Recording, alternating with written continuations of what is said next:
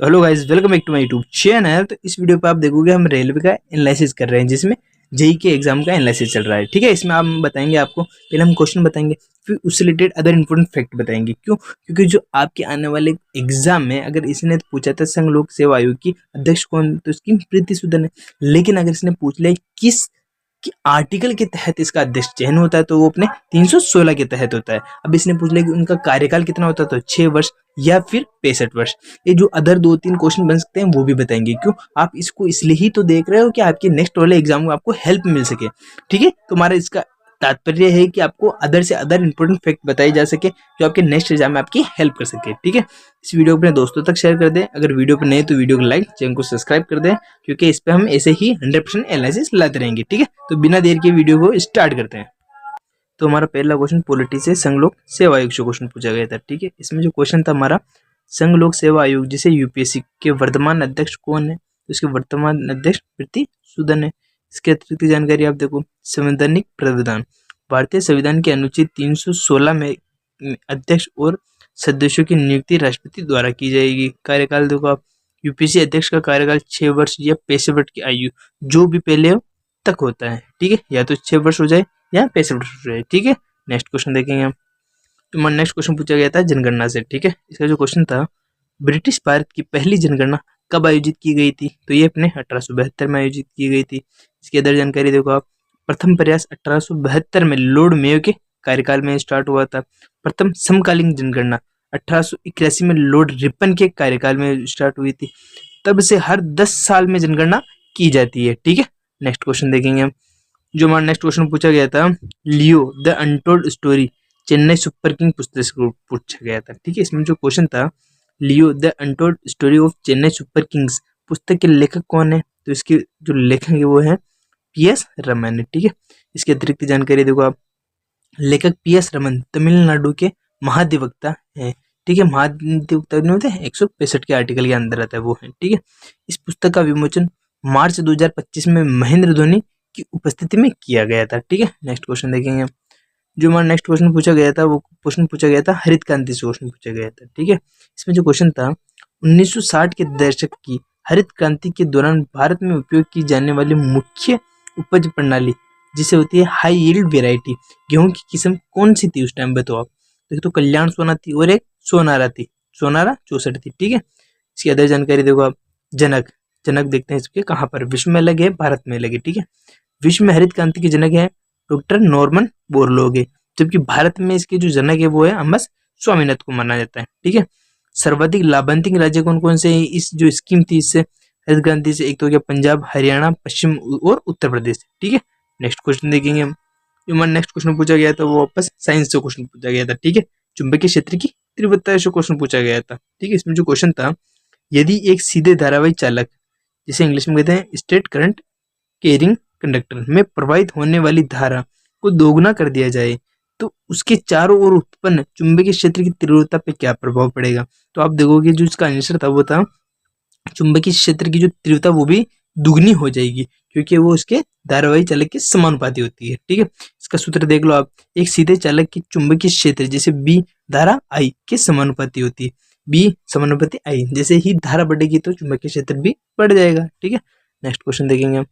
जो हमारा next question पूछा गया था वो वापस पॉलिटी से क्वेश्चन पूछा गया था। ठीक है, इसमें जो क्वेश्चन था हमारा, यदि लोकसभा में अविश्वास प्रस्ताव पारित होता है तो क्या होता है, तो पूरी मंत्रिपरिषद को इस्तीफा देना पड़ता है। ठीक है, इसकी अदर जानकारी देखो आप, अविश्वास प्रस्ताव केवल लोकसभा में ही पेश किया जा सकता है। क्यों? क्योंकि जो राज्यसभा वो कभी भी डिसॉल्व नहीं हो सकती, उसमें हर 3 साल में 2/3% रिटायर्ड होते हैं।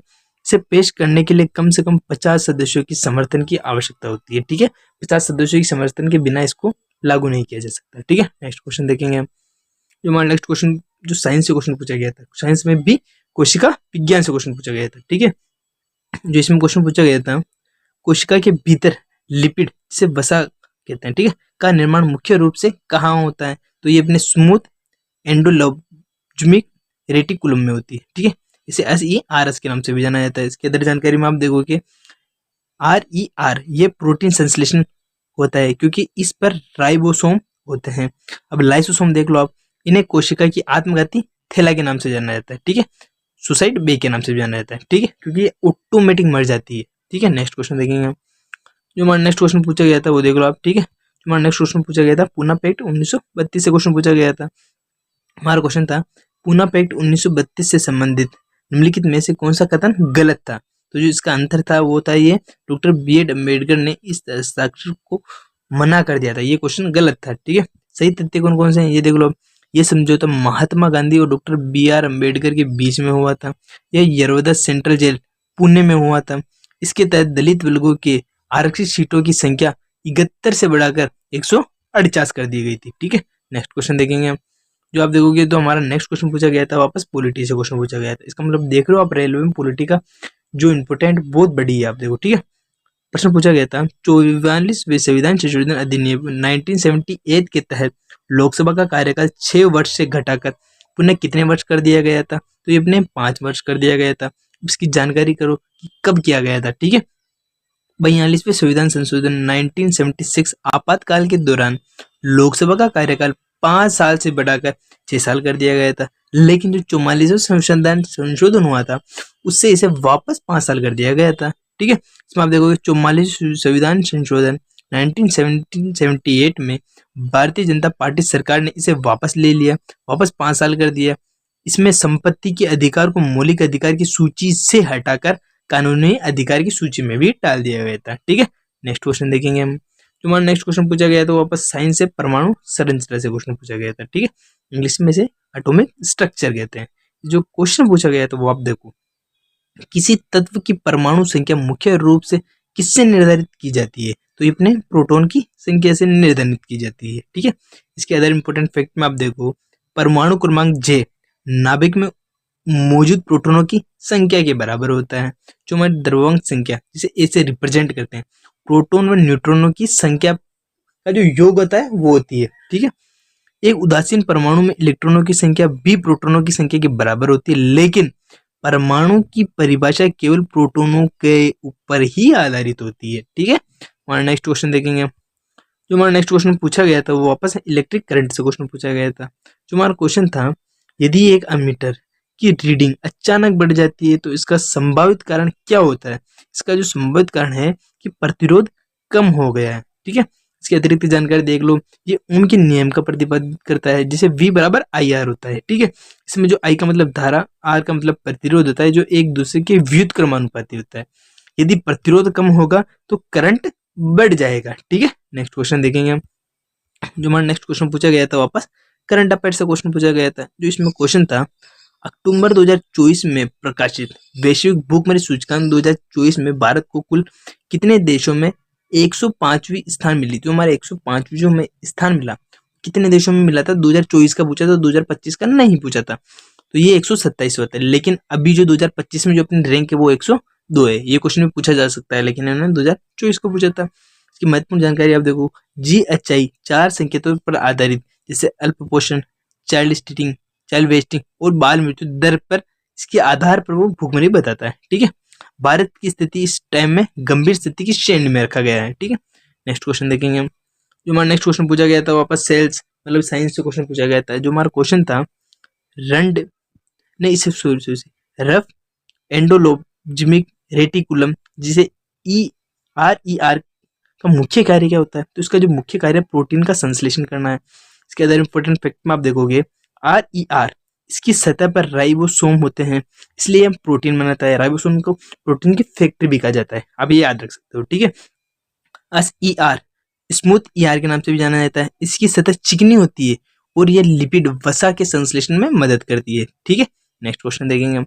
जो हमारा नेक्स्ट क्वेश्चन आप देखोगे तो हमारा नेक्स्ट क्वेश्चन वापस साइंस में रसायन शास्त्र से क्वेश्चन गया था। तुम्हारा क्वेश्चन था, यदि 2 विलयनों जैसे सॉल्यूशन को एक बंद निकाय में मिलाया जाता है तो उनके कुल द्रव्यमान पर क्या प्रभाव पड़ेगा। तो इसका आंसर देखोगे आप, द्रव्यमान अपरिवर्तित रहेगा, क्योंकि इसके अंदर इंपॉर्टेंट फैक्ट में आप देख लो, द्रव्यमान संरक्षण का जो नियम वो कहता है, इसे एंटोनी लेवोजियर ने प्रतिपादित किया था। इसका जो मतलब होता है, द्रव्यमान हमेशा संरक्षित रहता है। पहले 5 किलो था तो भी अभी 5 किलो रहेगा, इसके वेट में कोई अंतर नहीं होगा। ठीक है, नेक्स्ट क्वेश्चन देखेंगे हम। जो हमारा नेक्स्ट क्वेश्चन पूछा गया था रसायन शास्त्र से क्वेश्चन पूछा गया था वापस, इसमें हाइड्रोकार्बन से क्वेश्चन पूछा था। ठीक है, जो हमारा प्रश्न था वो असंतृप्त हाइड्रोकार्बन की रासायनिक अभिक्रियाशीलता संतृप्त हाइड्रोकार्बन की तुलना में अधिक क्यों होती है? तो ये अपने बहुबंध के कारण होती है, बहुबंध की उपस्थिति के कारण होती है। इसके इंपोर्टेंट फैक्ट में आप देखो, असंतृप्त हाइड्रोकार्बन जैसे एल्कीन एल्काइन में द्विबंध या त्रिबंध होते हैं जो आसानी से टूटकर अन्य परमाणुओं से जुड़ जाते हैं। ठीक है, नेक्स्ट क्वेश्चन देखेंगे हम। जो हमारा नेक्स्ट क्वेश्चन था हमारा एनवायरमेंट से क्वेश्चन पूछा गया था। ठीक है, एनवायरमेंट में जैव न्यूनीकरण से क्वेश्चन था हमारा। ठीक है, जो हमारा क्वेश्चन था जैव न्यूनीकरण पदार्थ मुख्य रूप से किसके द्वारा सरल घटकों में विघटित या अपघटित होते हैं? तो इसका आंसर था हमारा सूक्ष्म जीव जैसे बैक्टीरिया और कवक है।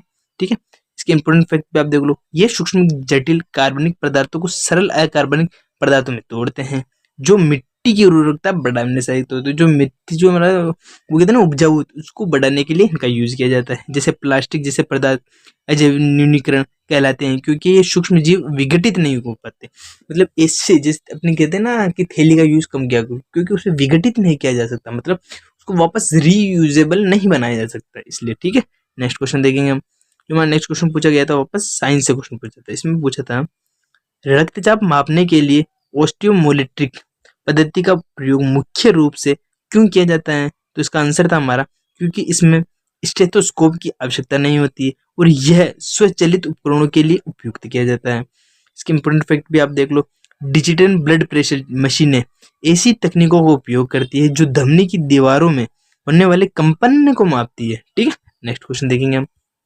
जो हमारा नेक्स्ट क्वेश्चन था वापस वनस्पति विज्ञान से क्वेश्चन था, मतलब जो होता है ना बोटनी विज्ञान से। ठीक है, इसमें जो क्वेश्चन था हमारा पौधों में जल और खनिजों की ऊपरी ओर संवहन मुख्य रूप से किसकी सहायता से होता है? तो ये अपने जाइलम की सहायता से होता है और जाइलम पौधों में जल को पर भेजने के लिए काम में आता है। ठीक है, इसमें आप देखोगे जो अदर इंपोर्टेंट फैक्ट में जाइलम जड़ों से पानी पोषक तत्वों को पत्ते तक पहुंचाने का इसका कार्य होता है, जबकि जो फ्लो का मतलब फै का मतलब फूड, पत्तियों द्वारा बनाए गए भोजन चीनी को पौधे के अन्य भागों तक पहुंचाने के लिए फ्लोएम का यूज होता है, जाइलम का जल के लिए होता है। ठीक है, नेक्स्ट क्वेश्चन देखेंगे हम। जो हमारा नेक्स्ट क्वेश्चन पूछा गया था वापस साइंस से क्वेश्चन था हमारा। ठीक है, इसमें जो क्वेश्चन था हमारा, यदि कोई व्यक्ति एक स्थिर दीवार को धक्का देता है लेकिन दीवार अपनी जगह से बिल्कुल नहीं हिलती तो भौतिकी के अनुसार यह कार्य किया गया कितना है? तो किया गया कार्य शून्य है। क्यों? आपने तो कुछ किया ही नहीं, दीवार को धक्का लगाने में आपकी एनर्जी यूज हुई लेकिन काम क्या हुआ? दीवार वहीं पर, तो मतलब कार्य जीरो है, एनर्जी लगी आपकी। महत्वपूर्ण फैक्ट देखो आप, भौतिकी में कार्य का सूत्र क्या होता है? वर्क बराबर फोर्स इंटू डिस्प्लेसमेंट होता है।